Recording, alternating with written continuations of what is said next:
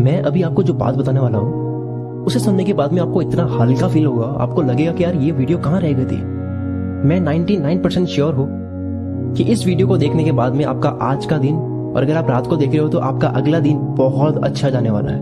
और जब first day अच्छा जाता है तब 50% से भी ज्यादा चांसेस बढ़ जाते हैं कि उसका भी नेक्स्ट डे और अच्छा जाए, और उसके बाद में उसका भी नेक्स्ट डे अच्छा जाए, उसके 90% चांसेस बढ़ जाते हैं।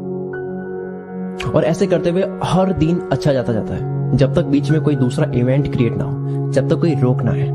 अच्छा दिन का मतलब है कि प्रोडक्टिव डे, कि पूरे दिन कुछ किया, हर बार कुछ करते रहे, प्रोडक्टिव करते रहे, टाइम वेस्ट नहीं किया। सोने जाए तो लगे कि यार मैंने सारी चीजें की है, उठे तो लगे कि यार मुझे ये सारी चीजें करनी है। हर वक्त काम ही लगे, हर वक्त सीखना ही नजर आए। आपने अब तक जितनी भी मोटिवेशनल वीडियोस देखी होगी उसमें से अब तक कितनी चीजें ईमानदारी से आपने अप्लाई की होगी? आधे से ज्यादा लोग होंगे जिन्होंने बहुत कम बातें एक्चुअल में अप्लाई की होगी because of low will power, because of low discipline. Motivation लेना गलत नहीं है।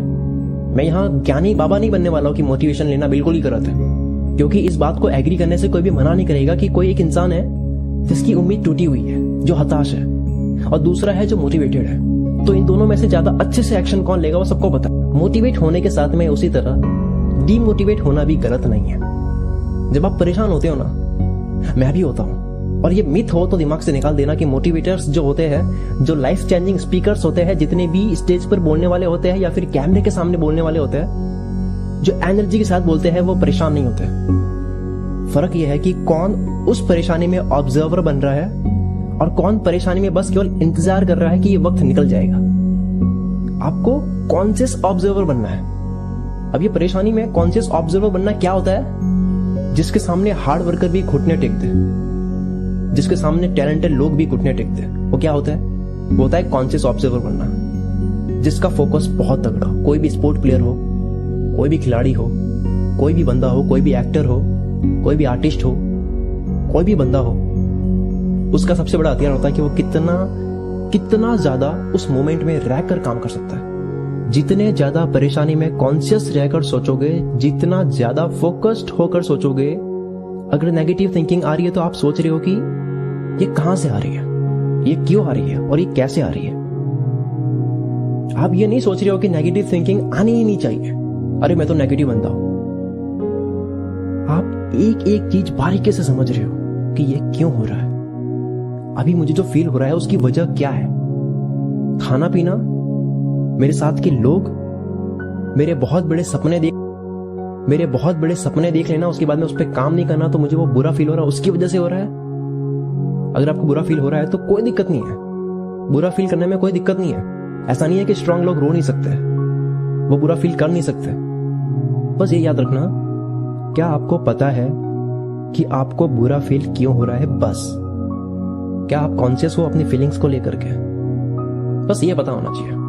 गुस्सा आ रहा है तो सच में जिंदगी की वॉट लगी है उसकी वजह से आ रहा है, क्योंकि सारी चीजें उतल पुतल हो रखी है, उसकी वजह से आपकी फ्रस्ट्रेशन दूसरी चीजों में निकल रही है। क्या वो वजह है? या फिर हो सकता है कि आपका खाना पीना रीजन है जिसकी वजह से आपको अच्छा फील नहीं हो रहा है, क्योंकि जैसा आप खाते हो वैसा फील करते हो। आपको पता नहीं है कि कब आप क्या खा रहे हो, उसकी वजह से कब आपको कैसा फील हो रहा है। ये आपको बहुत बारीकी से समझना होता है कि आप जो कुछ भी फील कर रहे हो उसका हिसाब आपको हो। हमें परेशानी में मूड का ग्राफ, फीलिंग्स का ग्राफ जब नीचे जाता है, जब सारी चीजें सही नहीं जा रही होती है, वक्त आता है ऐसा जब कुछ भी सही नहीं जा रहा होता है, तब इंतजार नहीं करना है।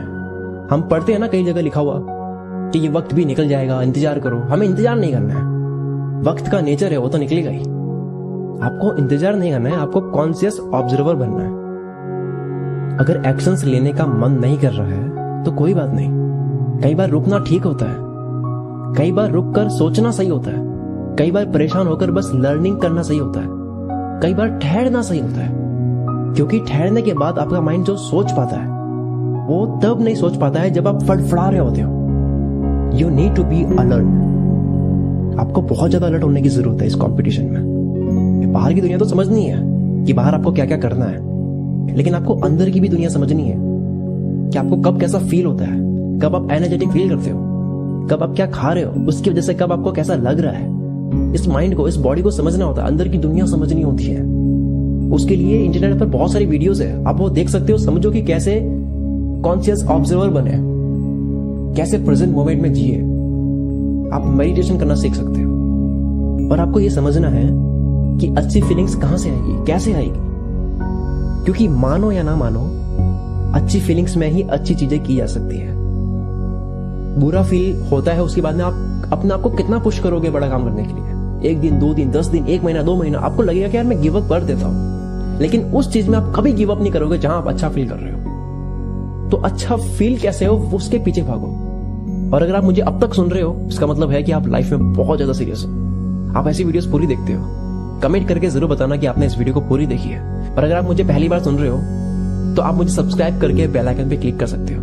मैं ऐसी वीडियोस बनाता रहूंगा।